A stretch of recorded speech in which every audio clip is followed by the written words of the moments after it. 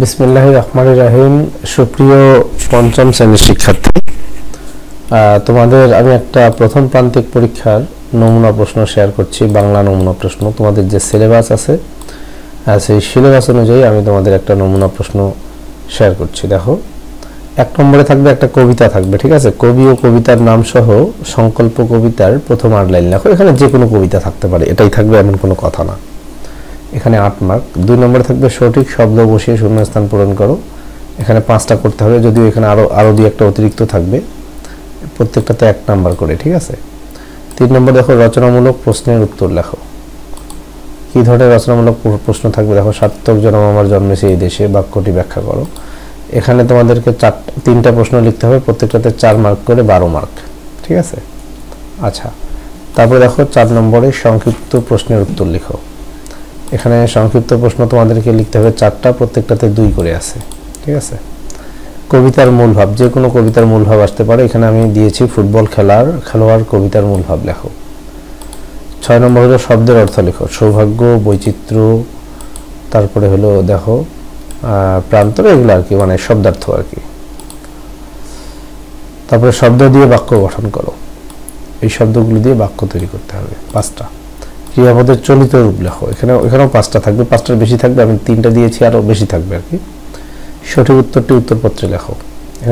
এখানে multiple choice. জেলেদের পেশা কি? হাঁড়ি পাতিল বানানো, মাছ ধরা, ছবি আঁকা, পোশাক তৈরি, কোটা। তারপর বেলাভূমি শব্দের অর্থ কি? তারপরে সাংরাই গ্রামের উৎসব কি? সংকল্প কবিতায় কারা জীবনকে অনায়াসে বিপন্ন করে? ফুটবল খেলোয়াড় কবিতায় ইমদাদ হকের জীবনের একমাত্র লক্ষ্য কি?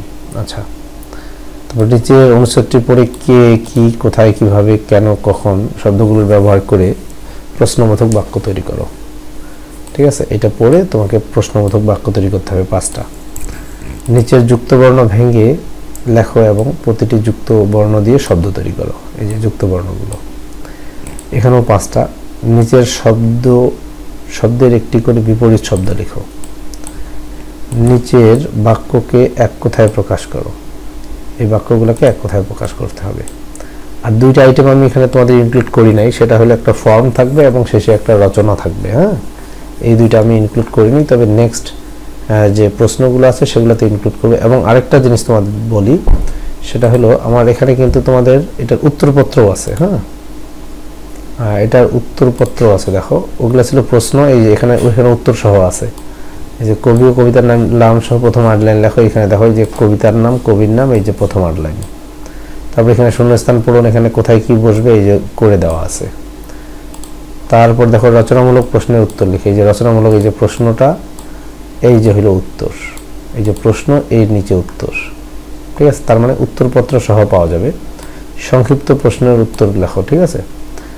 এই যে সংক্ষিপ্ত প্রশ্ন দেখো, ক নম্বরে সংক্ষিপ্ত প্রশ্ন, এই যে উত্তর, ঠিক আছে? এইভাবে প্রত্যেকটা প্রশ্নের উত্তর, যে প্রশ্নটা আমি তোমাদের দেখাইলাম, প্রত্যেকটা প্রশ্নের এখানে কিন্তু উত্তর সহ আছে। দেখো, যুক্ত বর্ণ ভেঙে লেখো, কীভাবে লিখতে হবে একদম বিস্তারিত দেওয়া আছে, ঠিক আছে? তো যাই হোক, তোমরা এই প্রশ্নটা দেখো, আশা করি তোমাদের অনেক উপকারে আসবে। ধন্যবাদ।